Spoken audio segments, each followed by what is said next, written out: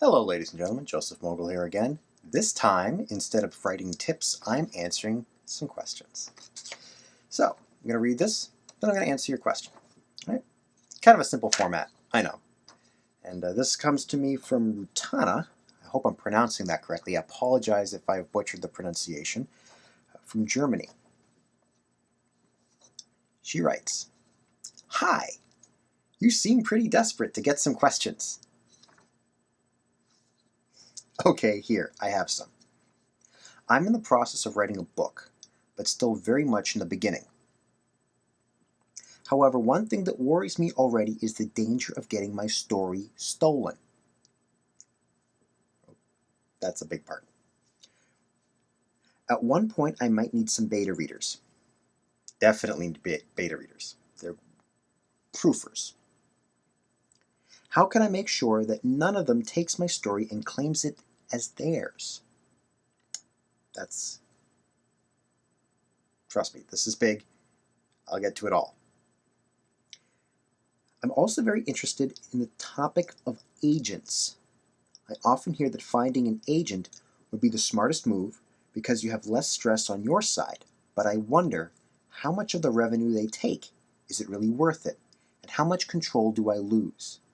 I might be a bit of a control freak when it comes to my story, but hey, most authors are, right? Yes. So there, questions. Keep up your great work. I really enjoy your videos a lot. Greetings from Germany, Rutana. Okay. Before I was able to answer this question, I had to do a little bit of research about copyright law in Germany. I'm in America. Most Americans are a little ignorant about world politics. Sorry. But I make a point of trying to understand as much as I possibly can, and when I get a question from another part of the world, I will look into whatever it is that needs answering. So, looking into German copyright law is a little bit different than US copyright law, but actually quite similar. German copyright law splits art into two categories: applied art and fine art. Applied art, you basically practically need a patent. You need to go through a whole rigmarole to verify that this is your work. Luckily, writing is fine art, and fine art under German law is very easily protected. Basically, as long as you can show that you were the first person to write it down, you're covered. So if you're writing your story, Rutana, again, I hope I'm not mispronouncing your name, if you're writing your story on a pad of paper or in a notebook, make sure to just date the pages, or perhaps have someone else sign and date a page to verify that you were the one who actually wrote this originally. If you're typing into a computer, or even if you are using a notebook, eventually you're going to have to put it into a computer, you're going to get a timestamp on that file. Keep that file unaltered so that you keep the timestamp. As long as you can show on a computer, look, here's the original file, you can see that this is the earliest date that this file is in existence anywhere. That should be sufficient. I couldn't find any examples of anything more rigorous than that. On the topic of, as you refer to them, beta readers, or as I tend to call them, proofers or proofreaders, basically you're going to find people you trust. People who know the ins and outs of writing, probably people you're familiar with. A lot of my proofers are friends and family. My friends and family know they can be brutally honest with me. I've had my sister read over a couple works of mine, and she went, "This is great, and this sucks," out loud.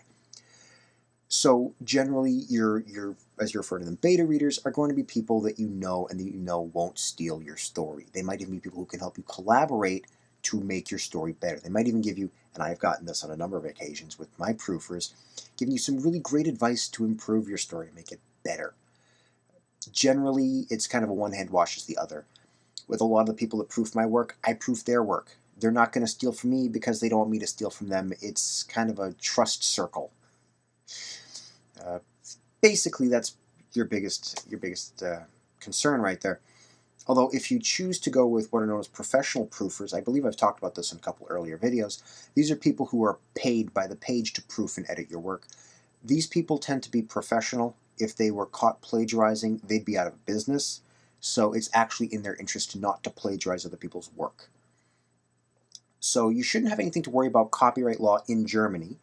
And when it comes to if you're interested in publishing in a foreign country, let's say, since you're in Germany, let's say you find a publishing house in England, or you find a publishing house in Spain or Italy. There are actually no umbrella international copyright laws. There are, however, very well connected international, interstate copyright agreements.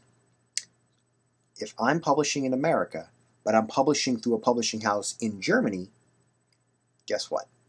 There are agreements between the United States and Germany that protect my work. And if you're in Germany, you're interested in publishing through a publishing house here in the States, there's an agreement that's going to protect your work as well. The nuances of each agreement are a little bit different, but generally they tend to be very much in favor of protecting the author's work. Again, as long as you can show in some verifiable way, a dated page in a notebook, a timestamp on a file on your computer, that it's your work, you're pretty much set. As long as you can do that much, you'll be fine. On to the topic of agents. This is the other big thing you were asking about. Agents are an interesting and quirky thing. If you're working with a small publishing house, you generally don't need an agent.